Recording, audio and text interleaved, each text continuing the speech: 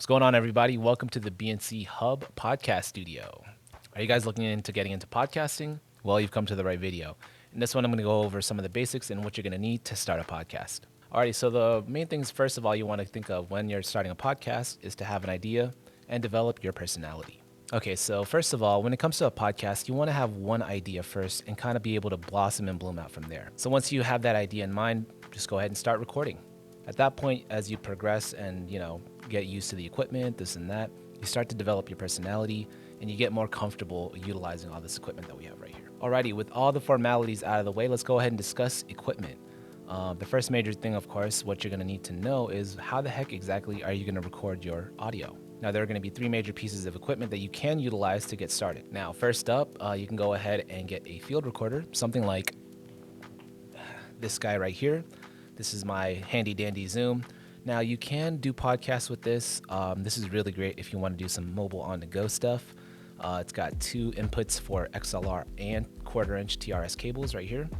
So again, it's really useful if you want to do a quick impromptu podcast, say in the mountains or something. You're able to do that with something like this guy right here. Okay, so next up, the next piece of equipment you can utilize is using an interface.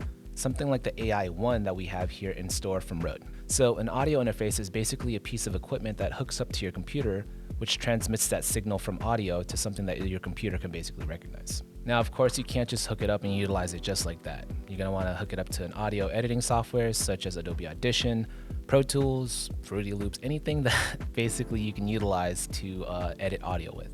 And of course, lastly, you can utilize something like this bad boy right here. This is the RODECaster Pro II from Rode. There are a bunch of different companies that utilize and create basically mixing boards such as this right here. Now, the cool thing about the RODECaster Pro II, and of course I've done a video on this, so definitely check it out if you haven't done so, is that it's all standalone. Basically, you could take this bad boy out by itself, hit record, and start a show from anywhere. The cool thing about it is it's got 4 channels and 2 auxiliary channels to basically control effects. Over here we have effects, inputs, Bluetooth, etc. So yeah, there's a lot of customizations involved. You can control the smart pads, this and that.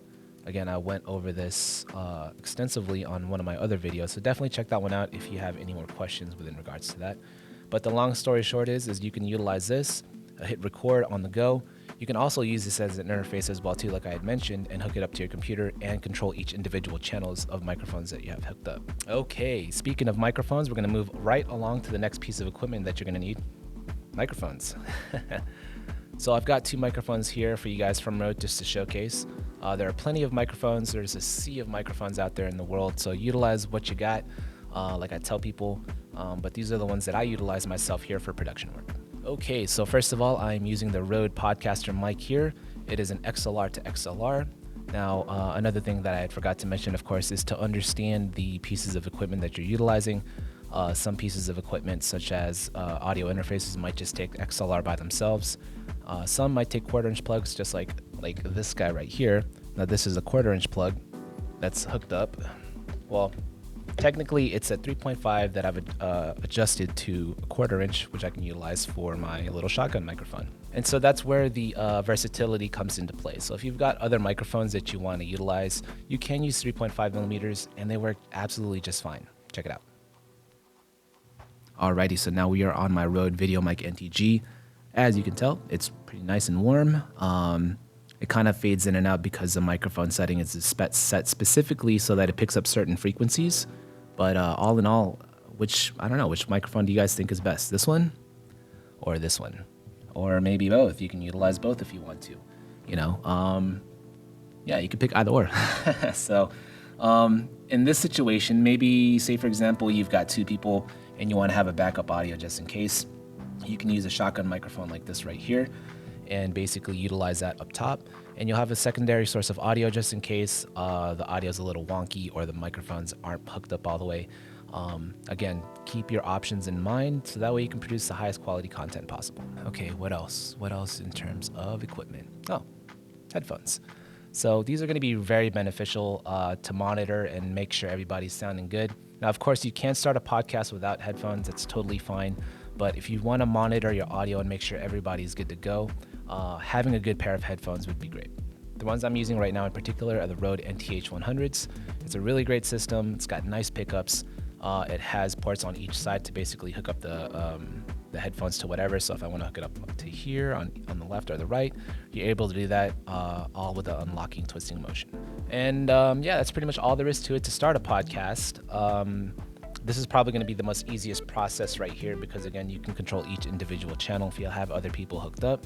And yeah, of course, you can also use a field recorder as well too. Just make sure you have enough ports for each person that's going to be utilizing a microphone. That's pretty much all there is to it. Once you have your audio recorded, the cool thing about this, of course, the standalone system is you can record micro SD. With the field recorders, they record externally as well too. So once you have all the audio pulled, you can go ahead and edit that in a post-production program such as Adobe Audition, Audacity, whatever audio editing software you are utilizing to clean up the audio. That's a whole nother can of worms in and of itself. You have to basically edit stuff. You can actually cut out ums, uhs, this and that, and really clean up and polish your podcast to what you really want. And that's pretty much a wrap for this video. Hopefully you guys found it helpful and informative. If you happen to have any other questions, please feel free to leave them in the comments section down below. We'll get to them when we can. I know there's a lot of this stuff. The rabbit hole runs deep when it comes to podcasting, especially if you want to do a visual podcast. That's a whole spectrum to learn. So, and of course, I am none other than Raph from B&C Camera. Hopefully you guys have a great one, and hopefully I'll be hearing your guys' podcast in the near future. See ya.